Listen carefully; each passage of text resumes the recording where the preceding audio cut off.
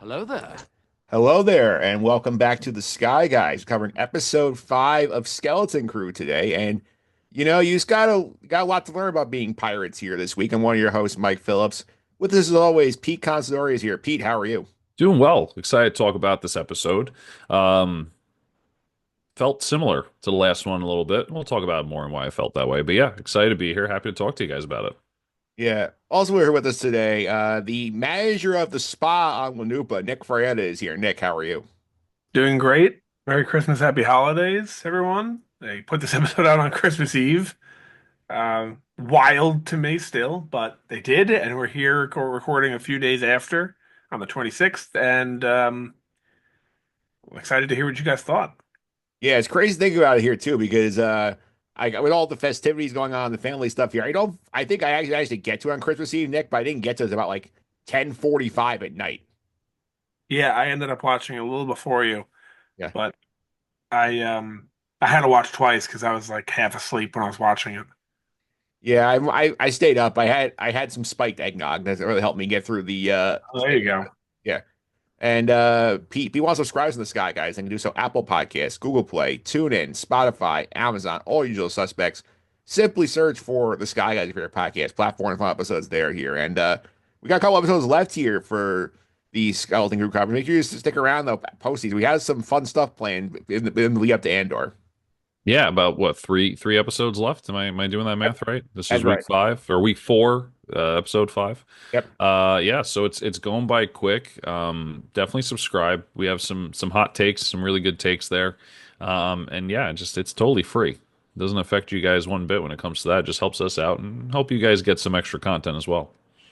Yeah, and Nick, people want to follow us on social media. How can I do that? You can follow at Sky Guys Podcast on Instagram, Twitter X, and on TikTok. Yeah, go check out the YouTube version. Mike Phillips on YouTube. You can see all the fun props and graphics here. And I brought along the couple of the final entries from the Lego Star Wars Advent calendar here. We got day 24 because they've got Ahsoka's shuttle here. That was a fun one, Pete. I didn't even know what it was. Yeah, it Half was. the stuff I didn't know what it was. Yeah, that was Ahsoka's ship from the Ahsoka show. Was the last one. Got it. And I got our Praetorian Guard friend over here with his little pink twirling baton. Yeah, that was cool. That one was a good one. Yeah. All right. So we have some Star Wars news always to cover. Nick, so you want to set us up here? Yeah, I'm actually going to kick it off to the Lego man. That'd be Pete. I know you just showed some Legos, but we have some Lego news. Apparently, I'm not aware of it. Yeah, the master. Yeah. So it really really quick. So Lego in October of 2025 is set to release a UCS Death Star at the highest price point Lego has ever priced a Lego set at $1,000 USD. This will be interesting to see what the specs are if this comes out with less pieces than the UCS Millennium Falcon, which I think has a 799 price tag. I don't think it's going to sell very well at a 999 price tag. Now, this is all rumors. This is all speculation. Nothing's been set out by Lego.com or the Lego group themselves. This is something I'm just seeing around Twitter. But the rumor is that October 2025 we'll be getting another UCS Death Star at a price point at the highest price Lego set ever at $1,000 Oh, USD. so for me and for others who don't know, what is UCS? Ultimate Collector Series. So It is a let's go for more, I'm fancy. assuming. So yeah, it's a fancy way to make it seem like it's something. I mean, and don't get me wrong, Legos retire and they have their time periods that they're available. But the Star Wars line has used UCS since I think the first Death Star that they did, making it not to say it's a naming convention to charge you more. It's just more so that this is the more professional set. This is a collector's item. This is going to be the higher price set than if you just got the regular quote unquote play set. So that's been in the Star Wars line for a very long time. UCS Millennium Falcon, I believe, or the UCS Here's the Star Destroyer. the sail barge is the Right. latest. Yeah. Sail barge. See, that one to me is a little bit overpriced for what it is. That's what scares me about the UCS Death Star. For the piece count and the licensing fee, maybe licensing went up since Disney purchased Star Wars. I'm not sure. Um, Granted, the UCS Millennium Falcon uses Disney Star Wars characters, so maybe I'm wrong there. But yeah, so we're gonna have the if the rumors are true, probably something priced at 999 USD. My assumption will be it will be a bigger piece count and a bigger model than the UCS Millennium Falcon, considering that's usually how they go by their pricing is piece count, and then also any licensure they have to pay for the IP. All I have to say is for 999.99, you better getting a lot of detailed rooms of the Death Star for that And price. that's all speculation. It might be the same price as the Millennium Falcon, and it might be something that replaces the Millennium Falcon. Millennium Falcon, I think, is the longest UCS set to be ever created, not retired. Right? We had the AT-ATs being retired or has been retired. Didn't last long. I don't think this job of sail barge is going to last very long. Um, they have the Venator out now, so it might be the replacement to the UCS Millennium Falcon, but the UCS Millennium Falcon is not retired yet. It is not something that has been, again, confirmed that it will be retiring, and also it hasn't been confirmed that it will be $1,000. But because they have to pay that licensure for Star Wars and it is a high piece count, I can understand that price being going way up. Um, Look for this set to be retired very quickly if it is $1,000, because I think that a lot of people, especially the way it is today with bills and everything you got to pay for, it's gonna be a tough sell to have a lot of people jump for this, except for like the die-hard Lego fans. It's a luxury item. Yes, 100%. Now we go back to Nick for the regularly scheduled Star Wars, who's not involved the Lego Master Builders here. Yep, The Mandalorian and Grogu, that's the movie coming. That movie has officially finished its production and is on track to hit the theaters in May of 2026. May 22nd to be more specific.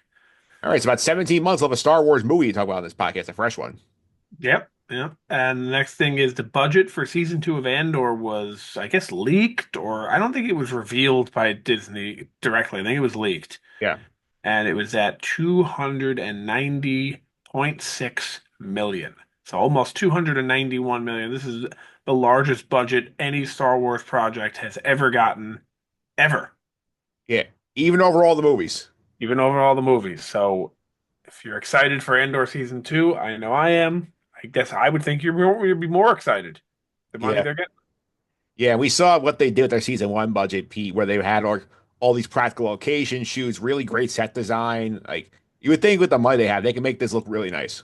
Yeah, I mean, I can't say I'm surprised. This is for a show. It's 12 episodes long. Even at 30 minutes an episode, you're still getting almost triple the runtime of a movie, right? So it kind of makes sense that budget would be a little bit higher. Also, with everything going up and prices going up and everything, you're going to see that those prices get higher. So I'm very excited to see what they do with it. We were not disappointed with season one. Let's hope with all the time jumps that are rumored to be there that season two is up to par. In other words, inflation can't even escape the Star Wars universe. I mean, Hope we get more of 100%. the Senate. I hope we get more of the Senate. Yep. All right. So what else we got? And lastly, rather, Disney executives have confirmed that multiple live-action Star Wars shows are in development, but they will not share more information until they advance in the development cycle. I don't believe them. I believe that they have a lot of ideas kicking around the building here, but I think that they've learned from the past, like let's not tell everybody what actually is happening till we're ready to actually show stuff, like show trailers or bring cast out. I agree with that. I agree with I'm that. I sure they mean, have. they're doing the same crap that they've been doing though. Don't say anything then. If Yeah. nothing's just don't say anything. You don't need to. I think there You're was doing some the same thing. I think there were some fears from the audience with, like Andor winding up, Acolyte canceled. This show might be one and done. Ahsoka might be done too. Am I saying like, is there a reason to cancel Disney Plus after this Andor cycle here? Like, That's true. Or And I feel like even Mandalorian, I don't think it's going to come back to TV, do you? no, I think it's been moved. I think it's done. So, like, you're looking at a year from now or whatever, a year and a half from now, you better have something else or else it's all over. Yeah. Yeah, otherwise, yeah, because I think that's the whole idea to try and get them people out there thinking, okay, like there's a more coming, so like I don't have to cancel my subscription after Ahsoka season 2. Oh yeah, and since you put it that way, it's a good business tactic. Like let people know if there. 'Cause I'm sure there's people out there who are thinking exactly what you just said. Yeah. Yeah, I think that's why they leaked it now. So like especially I would say Pete, look out for Celebration 25. They're gonna get another live action show announcement, I feel What's like. the date on that? April. oh yeah. You know the exact date or no? I think it's right before Andor season 2 starts. I don't know the exact dates. You'll find out. It'll Is it be is it in Tokyo? it's in Tokyo, so we will be there'll be a very wacky time differential here, It's and April 10th. Excuse me, it's April 18th. yeah, April 18th. So yeah, the times are going to be really wacky within Tokyo. yeah. Plus, that it's right for Andor season two, so I would not be surprised if these guys got to see the Andor season two episode like premiere there. Yeah, I am sure. All right, is that it? We got in the news. That is it. Let's get into the Skeleton Crew episode 5. Yeah, episode five here. Pete, what'd you think about this episode? I know you got to it later than Nick and I did because you had more family responsibilities on the holiday than Nick and I did. Yeah, I watched it today. I had to work the day before and the day after Christmas, so I didn't really have that much time. But I think it was really good. I think we got something that we were kind of thinking was going to happen. They did in a logical way. And they didn't just flip flop. And we'll talk about where that comes from. I don't want to, spoil anything throughout the show. But I thought it was very good. Um, Almost like what Nick says every week. I kind of wonder what's going to happen next, and it kind of has me drawn in. So it was definitely a strong episode. Yeah. Well, a strong episode here. And Nick, definitely a standout Jod hour, I feel like, as well. Like, where they've been basically telling you the whole time, like, don't trust this guy, don't trust this guy, like, you can't trust this guy. And then he finally gives you the reason why we don't trust this guy. Yeah, to me, this is the best episode of the season so far. Yeah. I thought this was a great episode. The comedy in this is hitting perfectly. Yeah. The perfect amount of comedy that's not overtaking the story. And of course, because you have kids, it just makes it more lighthearted and easier to follow along with the comedy, I guess. But the episode to me was near perfect. This is why, like, if you told me that we were getting this show and what to expect from this show, like, this is where I would have set the bar and said, please just make it like this. And it was, to me, it was so good. Yeah, I enjoyed this a lot. Like, it's great point of the comedy too. Like, there were a lot of running gags and bits in the episode that like should not have landed, but they executed them so well that like I was laughing out loud at like 11 o'clock at night, Chrissy. Agreed. I mean, everyone talks about how Marvel has comedy that, or at least in the beginning of Marvel, that landed so well, and it seems like it had fallen off. But and Star Wars, whenever they tried comedy, just didn't work. And people would ask, well, why are you okay with comedy in Marvel, but you're not okay with comedy in Star Wars? And I just couldn't answer that question. And this episode is how you make it work.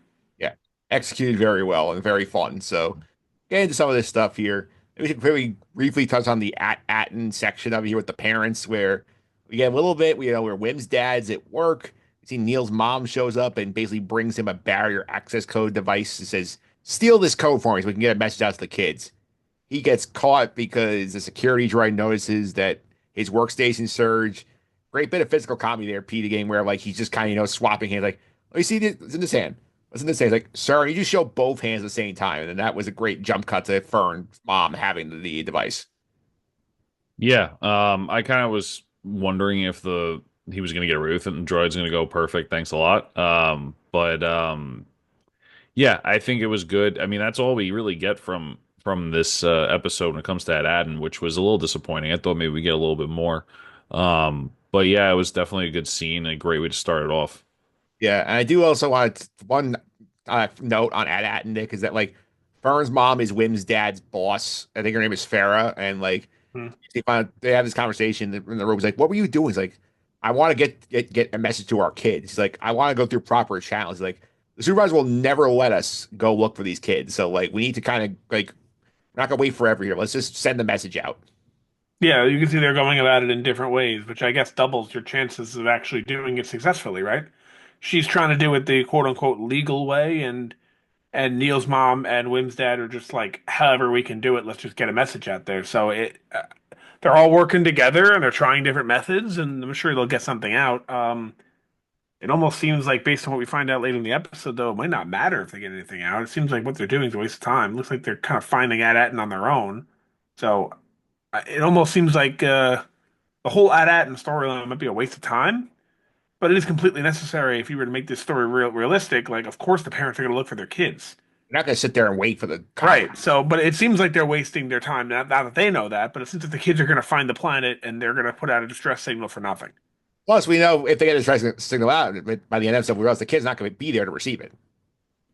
Or maybe someone else receives it and they blow At-Atten's cover and then At-Atten becomes under attack or something. Yeah, it gets plundered. But we'll go back to the ship here, and then we get SM-33 turned back on because KB basically overrides his like Terminator programming here. John learns that the captain of the ship from SM-33 is Tad Rennok, one of the most infamous pirates in the galaxy here, and very fun. I think this is sort of Legends fill-in. I believe they repurposed some character background for this pirate here, and I think it was fun. You could see like Jod's interest, Pete, in this ship went way up when he realized whose ship he was on. Oh, 100%. It was almost like Blackbeard being a super duper popular pirate in lore. It was like that for Star Wars. So his his ears perked up and he got, oh, you talk about like one of the most famous pirates. He must have known what he was talking about. Like he's starting to believe more and more of the story about this treasure in Manhattan and that if he was going after it, that must have been the big score. Yeah, it was here. And we see what this is going on, Nick, that Wim basically has a breakdown while SM-33 is telling the ghost stories about the ship. And like, you get a great moment with him and Jod where Jod says, "Hey, kid, like, keep your chin up." Like, his Wim's sort of like, "I want an adventure." I didn't realize it's like, you know what? Like, don't worry about like the past. Just, like, live in the moment, create your own legacy kind of deal. So it gives a little pep talk here. And like, we see it almost works for Wim at the end of the episode. And I think it's sincere too. I think Jod is very hard to get like very hard to get a grasp on, which is, I think it's intentional considering he has so many names. No one really knows him. Everyone kind of knows him, and it's like seems like a good guy here because he is being genuine, but at the same time, he's also like not in it for the kid. He's in it for himself. So you can't trust him, but you can also trust him. Very hard to put your finger on him. Yeah, because I look the way I describe Peas are like Jaws' interests align with their interests right now, but like later on, he sort of realizes like like I can take like I'm like this is taking too long. I want to do it my way. Yeah, did you guys catch the no attachments thing that Jod talks about to Wim? Yeah, a little Yeah. How bit. he did it? That was Yeah, like my first inkling that maybe he was a Jedi in the past. I think he was a Padawan. Or close, right, or close to it, right, and I maybe think not he's full blown the same Jedi. situation as Cal Kestis, I think. Yeah, yeah, and I think Maybe it is Cal Kestis. Imagine. that would have been, listen, if they didn't actually hire the actor to be Cal Kestis, that would have been bad. But anyway, so I mean, I think that was like our first inkling of that maybe he did have some Jedi training. He said that he had to forget about his parents, forget about everyone. Those are attachments, and that's something that we hear about in the Jedi Order a lot. And then of course we have more evidence later down the road here in this episode. yeah. So Pete, your theory is basically like he was a Padawan around Order 66, and he sort of gets left on his own. Says, you know what, like I'll live the pirate life and use my force powers to like make my life easier. Yeah, it could have been that. He could have been Inquisitor. He could have been a bunch of different things. I don't know. We'll hopefully get more information in the next three episodes. But my inkling is that there is something there. It's not just party tricks. Yeah, for sure. And then the whole point of the mission here, Nick, we move forward, sort of like SM-33 says, oh, like Tack has this vault on this planet. It's this really dark and dangerous planet. Like he kills all his prisoners there. Like we're gonna head over here. We're gonna get this information and find the information about where Atten is. And then they get there. It's this giant spa, and SM-33 is losing his mind the whole time. This was a great running gag throughout the episode. Um, it is, and um, so first off, it's not a crazy concept with Jod to think that he might be using like magnets or something. We've seen that before. Yeah. We saw that with the guy who's in Eternals. What's his name? Yeah, yeah. I was gonna say he's sort of like like the guy, Commando Johnny's character in Kenobi. Hmm. But yeah, it's not a crazy concept. Also, that they built this spa over the pirate Ruins. I don't know what you want to call it, ruins. Yeah, I think that's actually something that happens in real life Yeah. where they do that kind of stuff. I believe Disney World was built over some sort of pirate thing. It was built over swampland, I'm pretty sure. Yeah, which I mean that kind of makes sense, right? Yep. Swamp, like, but anywho, um, clearly it's just changed since SM-33, and we don't know. Do we know how long ago this whole adventure was with Renaud?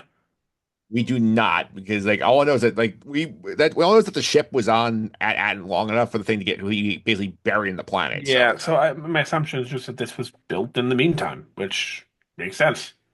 yeah, and Pete, we also see later in the episode when we're in Tax Vault that it's like a High Republic era lightsaber in the vault. So this is probably hundreds of years old. Oh yeah, for sure. I Well, to mean, think you got to think this though. In order for him to keep that on display, it must have already been valuable. Yeah. Like we're not going to keep a new iPhone in our safe, but 100 years, I mean, 1,000 years from now, this will be very valuable. Yes. yeah, but also too, even when the Jedi was Oh around, yeah, only Jedi a had it, lightsaber. right? Yeah, a lightsaber in general probably has value. Right. So it's probably have value to pirates and people that didn't just have lightsabers laying around. You know, it's almost like if one group of people in the government only had iPhones, and then you have an iPhone when you know you're not supposed to have one, kind of a thing, right? Mm. So that's kind of how I took it. But I mean, both make sense, right? It's probably very, very old and valuable in that sense too, and it probably is High Republic or Old Republic, whatever it is. Yeah, and we get the stuff with SM-33 when we find out when they get there that like this is a leisure planet, like no weapons whatsoever here, and like you need a reservation to come on here. And Jod smooth talks his way through the situation here. He gets them on here. I think this is another great visual gag where he says I'm here with the elders of some other planet, and like he has the kids dress up as old people, which is like was hilarious. Oh yeah, the wise elders. Wise elders. Yeah, that's very funny. That was very funny. Yeah, and I did think also they did a great comedy job where like Jod P is like just basically shoving credits in front of the teller. It's like, okay, like they like what's your name? He's like, I'm already on the reservation list. She's like, okay. Josh was like, okay, I'm him. I'm Professor Garuba, I think is was the name he came up with here. So that was also fun.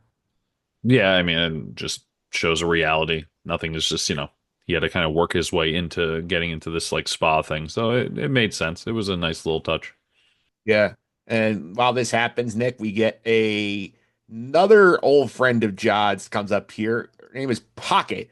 She's voiced by Kelly McDonald, played by Kelly McDonald, who voices Marita in Brave. And she gives up another alias for Jod. He calls him Dash Sentence. So like this guy's a lot of different names. I thought they were going to say Dash Rendar so bad. I would have been so happy Yeah. from Shadows of the Empire. Yeah. They did not.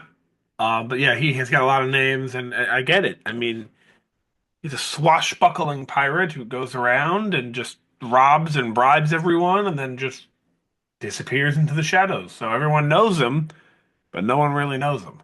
Yeah. Yeah, for sure. And then she sees the elder groups here and she tells the kids, like, hey, like, this guy, you shouldn't trust this guy. At that point, he just dumps all his credits. He says, give me a sweet. Give me the finest sweet you have. And then we get another fun joke, sort of like where we get, again, a good reminder of the show. It reminds these kids are kids where they're so excited about the sweet and they're jumping on the bed and you're having fun. And John and SM-33 are trying to figure out the game plan to find this vault. When we have these like trying to come to science, and they're like, I want to work with him. I don't want to work with him. And like this was another fun, like kids being kids. Well, they do a good job of not like letting you forget that these are children in this crazy adventure they're on. You're Yeah. right. You're right. Pete, go ahead. No, just yeah, I mean, I think that there is a theme to this show that tries to make sure you remember their kids, because if you're just watching it and they're always the hero, they're always in the middle of it, you probably kind of get blinded to that these are literally children. So I think adding these little things in, and there's a couple other things that are peppered into the episode, really drive the point home. Like these are children running around with a pirate. Don't forget that fact. And I think that just, makes you remember like, oh yeah, we're not watching this like badass character doing Star Wars stuff. Not to say the kids can't be badass, but it's like this is literally a child. Yeah. Yeah, they're having fun jumping on the bed and arguing who gets to go with who on the mission. Right. Yeah. Right. Yeah, good stuff here. And we see Pocket calls Bruce to collect the bounty, and their crew's coming. We get these teams of SM-33, Women Fern are searching the spa. Neil, KB, and Jolly go sentry report here. And a lot of fun with the security guards, too, Nick, where they come with John's crew. It's like Professor Garuba, right? He's like, yes. He's like, you're here for your lecture, right? He just, I mean, he's like, run. They know what they're onto us. They didn't even try smooth talk. That got me like dying. Yeah, no, this was like a fun scene right here that just reminded me that we're watching a show that's for families. Yeah, And it reminded me too that we're just watching. I don't know, it felt Star Warsy too. yeah, It just felt right to me. It was a good moment. And I was laughing too, and it was I don't know. It's something about this show. It's just it hit everything perfectly. It somehow manages to keep that Star Wars feel, even though it has nothing to do with Star Wars. yeah. Yeah, the guy who may or may not have been the actor who plays Wim's dad plays Wim, his dad in real life, may be on something there. Maybe, but um, if what he said was true, he should be fine. He should be sued by Disney. Yeah. Well, I mean, he But didn't get up that much. he's not supposed to be saying anything. That's Anything. that's true also. Yeah. And You then remind me what he said? I can't remember. He said there's no connection whatsoever to the outside universe, like outside of Skeleton Crew, like it's Gotcha. Star Wars, like characters or like I guess there's some references, but like there's no characters and no callbacks really to anything else. they said Mando's not showing up. He said like none of these characters are showing up. It's like it's completely its own thing. Surprised he even be privy to that information. Like I said, he said he was like that this guy who claims he was like the dad of the actor who plays Wim. Yeah. He says Still like though. I was on set with him. I saw him. I mean, I believe him now. I believe ever since we got those X-Wings and it wasn't Carson Teva, I believe him. Yeah. Yeah. Yeah, for sure here. And we do see while they get out of their jam, they run into, I believe they call it Casalix and Pete. This is just a reskin of the Lorax from Dr. Seuss. Oh yeah. Yeah, for sure. Yeah. I assume I saw like they just put the Lorax in Star Wars. It's like and they even named him this. It's like a mixture of the Lorax and Cthulhu. Yeah. It was totally Yes. definitely the mustache is the dead giveaway. Oh yeah, for sure. Oh, that Yeah. guy was well, he was scary at first. Yeah. And then it turned out he's just like a chill guy who likes to be told stories. Yeah, Gentle giant. Yeah. He wants to be entertained. right. He just wants some entertainment. Yeah. Entertained here. And then he busts open the lair because the pirates are chasing after them here. Pirates show up, they start killing these spa guards who these guys suck at their jobs. They're so bad. Yeah, I wish we saw a little bit more of that. Yeah. The spa guards. I wish we saw a little bit more of the pirates just wreaking havoc. Yeah. Because all we really do is like we see Gunther shoot some people.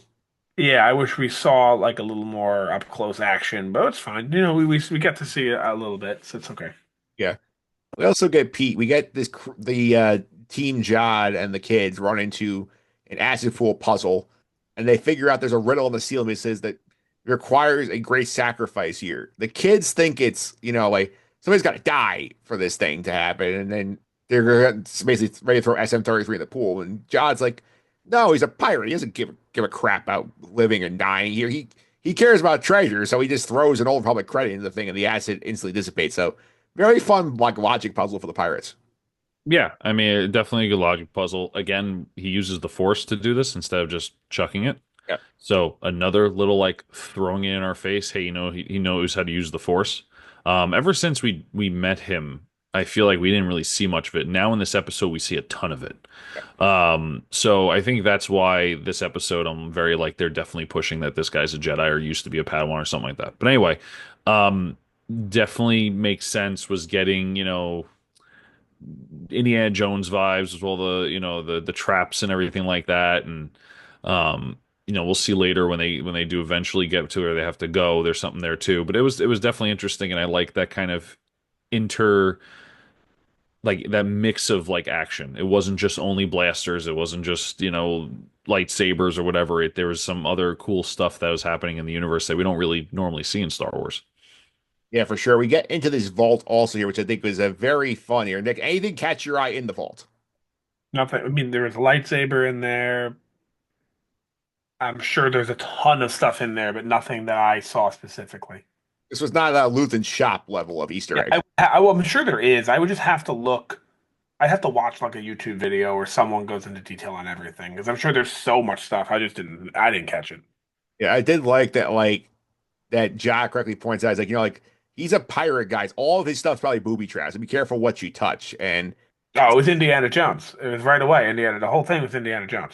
yeah, it was definitely Indiana Jones take. And I did make him wonder here. Something caught my eye here is that Neil figures out that like, oh, like there's fresh food on this table, and so, this guy's been dead for hundreds of years. So it makes you wonder. This is very well preserved. Somebody's been in that vault recently.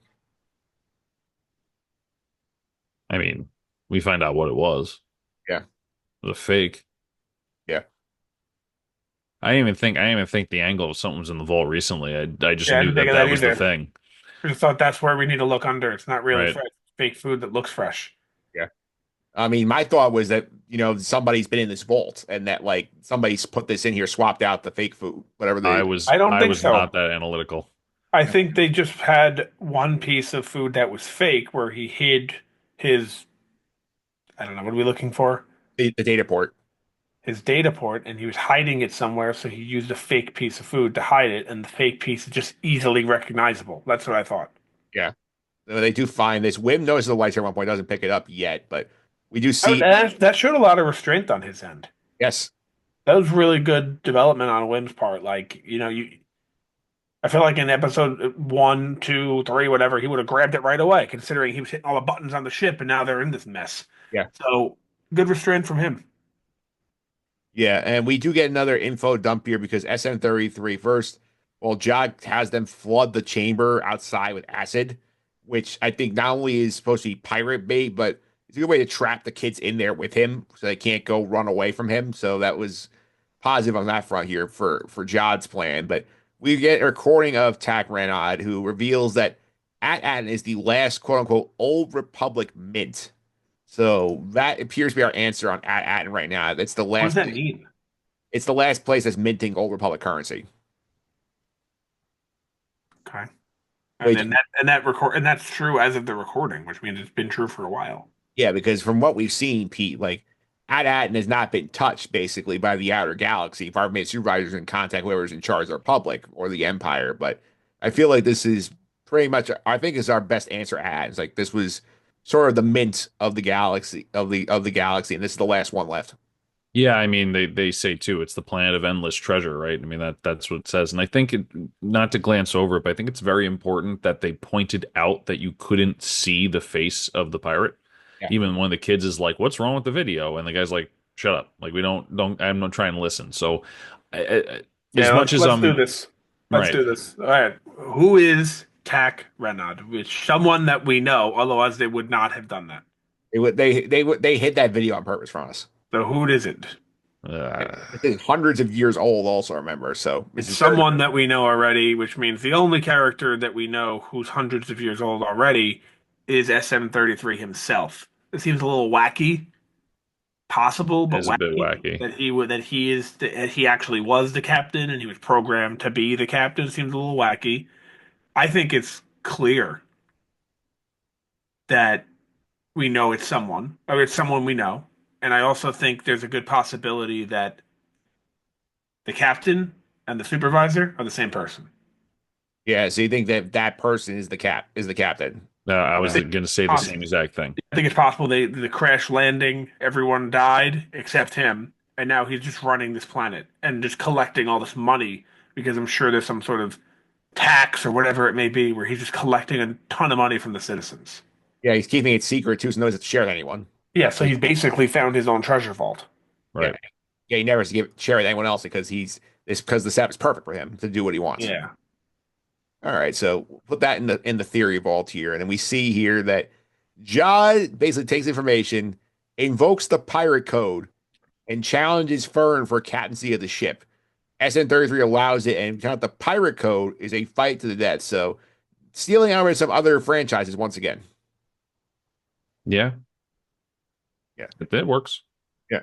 I think it worked here, and I see Jod clearly. Nick thinks this is a tactical measure. He's like, you know what, like I'm gonna challenge her. She's not gonna want to fight me. She'll yield. I'll be in control, and then I'll be in charge of the mission the rest of the way. But he isn't surprised if Fern will not yield attempts to fight him. Yeah, he doesn't want to hurt her. I mean, as I said earlier, we can't trust him, but we can also trust him. He's not going to hurt a child. But at the same time, he wants to be the captain because he's tired of working for them when he feels like they're slowing him down, and he wants to get to work and he wants treasure. He's an interesting character. He's not out to get anyone, but he's also not there to help. No, he's there for he wants to get rich. He's there because he wants to get rich, but he's going to guide them in the right way. If I think everything he's done has been sincere. He's trying to get them home, but it's not for them, it's for him. Yeah, Pete. I think the moment early in the episode too, when he's trying to come up with the game plan and the kids are goofing around, I think broke him. He said, "You know, I got to take a charge at this point from here on here. They're slowing me down way too much." Yeah, I mean, at the end of the day, he obviously he can't be trusted, right? It's been said multiple times, but like, how does he trust these kids to make sure that he gets a reward, Yeah, right?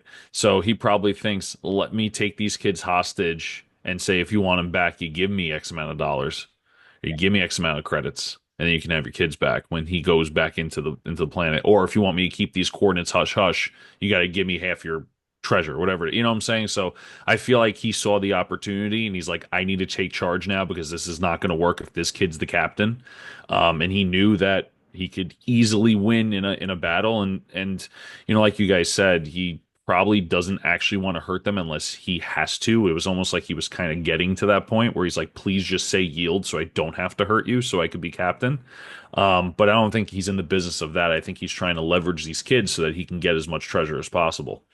yeah. I think it's definitely all the treasure play here, and we do see that Wim grabs the lightsaber here, and he is going to try and fight back at one point, but typical being a kid, has the lightsaber turned upside down, like bangs it on the floor and throws it away. So he automatically loses. And at that point, Fern yields.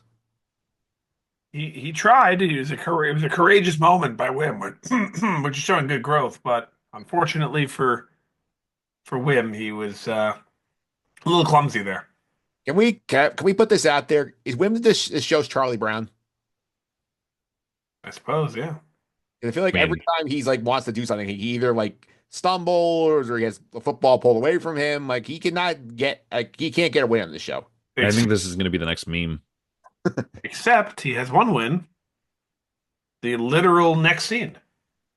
Yeah, there is one good win there where Wim like, basically loses the lightsaber. Fern yields. Jod says, "Okay, SM-33, throw these guys in the break because he's probably gonna go with the Pete leverage plan here to try and like basically like extort the parents back to get their kids back and get some treasure out of this one." But Wim remembers that Neil almost sent them down a trap door when he pulled the food earlier. So he pulls the food and then they all go down the trap door and escape. Good job by Wim. And we get the shot of the episode and it's of Jod grabbing the lightsaber with the Force. So now Jod has a lightsaber. And Wim got them into the situation by hitting a button, Yep. and he gets them or out of the mini situation. They got out of the room at least, but they're probably they still got a ways to go. But he does the same thing by hitting a button. So Wim gets a win there. Yeah, a win for Wim, basically. Yep. He gives him a lightsaber, but he does get the avoid him getting thrown in the break by SM-33. So now that he has a lightsaber, I mean, I think he wants to help them, but now after this whole battle thing, I don't know if he's interested in any in them at all. I don't think he's gonna care as much. I think he's just gonna try and use the lightsaber to kill whatever pirates he runs into and just get on his ship and run. Right. Like, where are the kids now? And where's he? Like, they're not together anymore. I don't think the next episode they'll be together to begin the episodes, but like, definitely not to begin it, but even by the end of it. I would Uh, imagine this is Maybe probably by the end of it. yeah.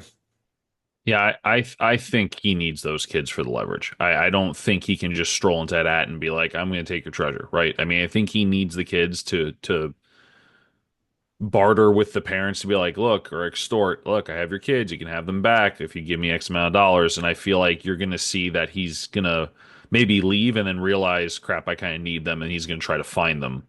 Yeah. Because And have a it just moment of makes no growth at the sense. end. He realizes he doesn't Yeah, want the treasure. He grew yeah, with the kids, and here we something go. along those lines. Yeah, Everyone's happy. He realizes the supervisor's his old master pirate guy that he knows so well, kills him, becomes a new supervisor of the planet. Everyone's happy. Yeah. Yeah, so he overthrows the dictatorship of this pirate. Maybe. Let's see.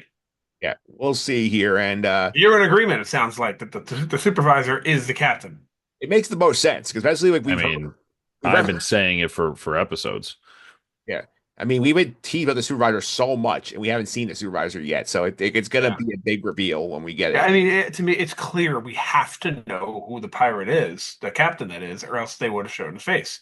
Them not showing the face confirms it's someone that we know.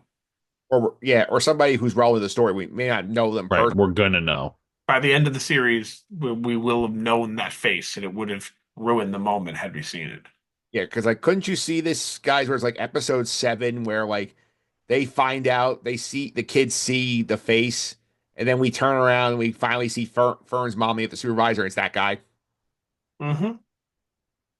I definitely see that Yeah, shot sequence happening. you can see it. Yeah. All right. So, anything else you guys want to add on this episode before we get to the trackers and whatnot? No, but I do want to revisit next episode. I would like you to remind me. I want to go into a little bit of a dive on what is in that vault. I will find out. All right. So we'll check on the vault next episode. So first up, we update their character draft here, and once again, no action to refresh the teams. I have Hondo Onagu's ship appear, but not him. Enfys Nest and Mayfeld. P has Mando, Chopper, and Jason Syndulla. Nick has Carson Teva, Zeb, and Grogu. So this is getting bleaker by the episode at this point. This isn't looking good. Yeah, I don't think any team's gonna hit at this point. It's 3 more episodes. Yeah, I have one idea where there may have a way to get Hondo in here, but I don't think it's going to be a long shot one. But I will. I actually think at this point in the story, Hondo, Mando, Teva, and Grogu are the only ones that are possible, and I still think it's very unlikely.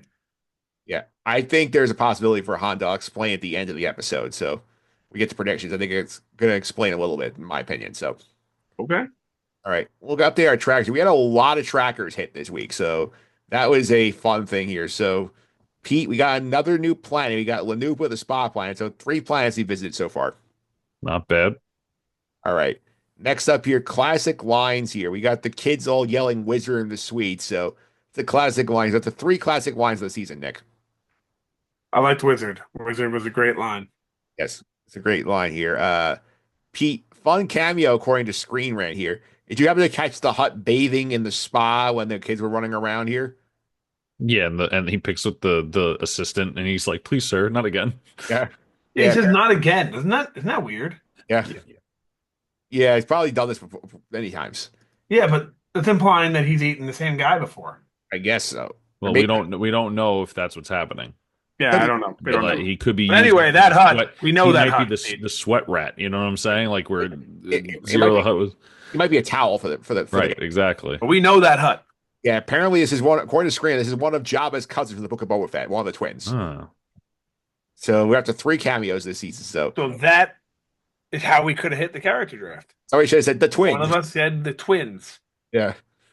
And it denies the actor's dad That's saying true. there's no time. That's true. All right. So next up here, Pirates. Nick, I'm gonna give credit to Tad Rennok. You did get the hologram of him as a name pirate. So 6 pirates. Do you think that I know she's a bounty hunter, but do you think it's possible that Pocket is a pirate? No. Or yes. I think she's just a bounty hunter. I mean, she's talked about how she works with the guild and she has pucks or She whatnot. also I says she think- worked with a private client outside of the guild, and that just kind of raises the question of who. So now I'm thinking, oh, we're going to see her again. Not necessarily in this show. I think we're going to see her again in some Mandoverse property. But wait, so really quick, 2 things. One, I think she said she does that now. So I feel like they were pirates before. Pocket was a pirate before, but that's not the point. Number 2, are they alive? I thought they got all like disintegrated by acid. Could have been a parlor trick also. Them screaming for the Pocket, or because No, wasn't Pocket and the pirates like on their tail the I entire don't think time? she was Not with with them. them. She She's just not with called them. them in. She called No, them. she was with them. I thought in the cave. I didn't see her in the cave. I saw Oh, really? Gunter and Yeah, Bruce and I could have Which- sworn I saw her. Brutus is dead. possible. I think they would have shown us on screen if they actually died. Might be some randos in the group that got killed. That's what my thought was. A couple randos. Not. I figured Brutus and Pocket were still alive. But Yeah. we'll I have to- guess they, we'll have to see. I guess they probably sent a couple of the unnamed like goons ahead. Say, you know, like you make sure it's safe, and those guys died. Maybe. Yeah, that's what I would have thought. All right. So next up here on the trackers, we're gonna also know we had our first ever meme for sure because last week, Nick, Jods, you know what? Just shoot me was going crazy on the internet. Was it? Yes, it was. It was all over Twitter. Like It on like was. yeah, Oh, good. I didn't yeah, On see second thought, just shoot me. yeah. He's like, you know what? Just shoot me. It's also very fitting for like these times we live in. Just have that one disposable to us. Yeah, great. And I'm adding a new tracker to the board, guys. You teased this to me, but I'm ready to hear it. Yeah, so Pete, I also loved like in the episode when John was being chased, they're like, "Hey, it's John, aka Silvo, aka Crimson Jack, aka whatever his name is." So we're gonna have a new track here for John's aliases. So we're gonna track every time a new Not alien bad. hits the board. Yeah, Oh, I I like guess it. so. How many we had so far? We have four so far: Captain Silvo, Crimson Jack, Dash Denton, and Jodwick Zan. If we're all mentioned here, and they'll- Well, I'll argue. do we add the professor? I was about to ask that. You want to add the professor to the board? Technically, he was going by a different name there, so technically it's an alias. Yeah, so Professor Garuba, I think was what he was going with. Whatever it was, yeah. Yeah, I don't disagree at all. All right, so five aliases for Jod so far. Every time we get a new one, we'll add it to the board. Yeah, All right, and that's all our trackers this week. So this is probably our biggest tracker episode of the entire show so far.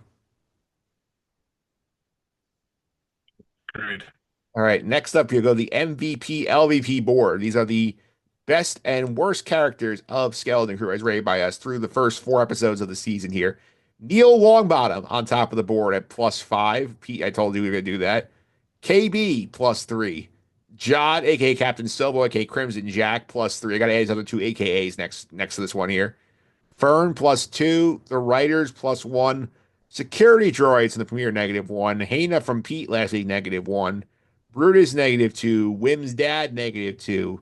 Hana's dad -3. And Wim -4, bringing up the rear here. So we're going to here start us off with the MVP of the week here. So I'm going to give a point to Jod here because, I mean, Jod gets control of the situation by the end of this. He knows where Atten is. He's no longer answering the children here, and he's escaped several jams in the episode. I'm going to give Jod a point. So, Pete, where do you want to go?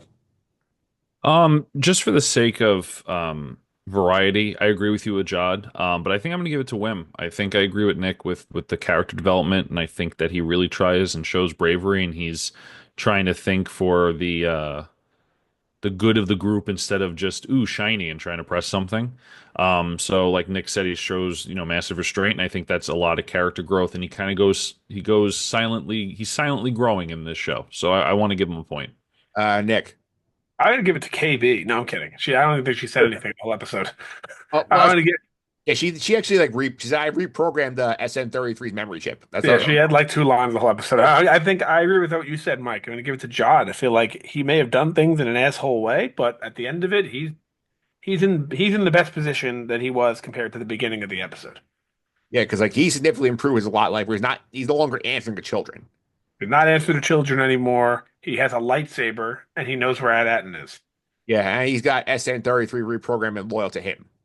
Oh yeah, SM-33 did not fall with the kids, right? No, he's like, I'm with my captain now. My captain is Okay, John. so yeah, he is way ahead. Yeah, he's way ahead of the situation here. And good job by him. LVPs. Pete, you want to start us off? I say spa security. I would say, yeah, Spy Guards is what I would go with. Spa guards, yeah. I just, as much as I like Star Wars, when it comes to their security and their guards, just to make the storyline move along, they're just dumb.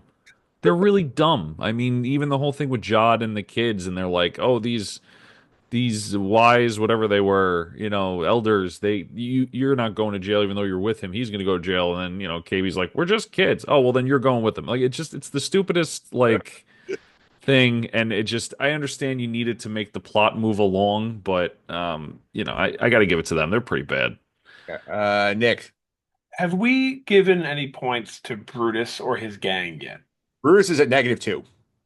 Okay, so have we touched the gang? I just want to be consistent. I don't want to like throw someone out there who we haven't said yet. I'd rather add to the current total. You have not touched the gang yet. All right, so I'm going to give an LVP to Brutus for falling into this allegedly falling into this acid pit where just imagine being on the other side of this where we're seeing the kids, let's say, in Jod, and they see the acid pit that's empty they would say, because they're smart characters, this is an acid pit. We should not be standing here. So I'm going to give him an LVP for presumably dying in an acid pit when he should have known was an acid pit. Yeah. Well, Now, he may be alive, but for now, I think he's dead. or at least he's lost men at the minimum. And he's lost men at the minimum because he didn't recognize, hey, this could easily be refilled. Yeah. Like you should smell it, you should be able to know what's going on here.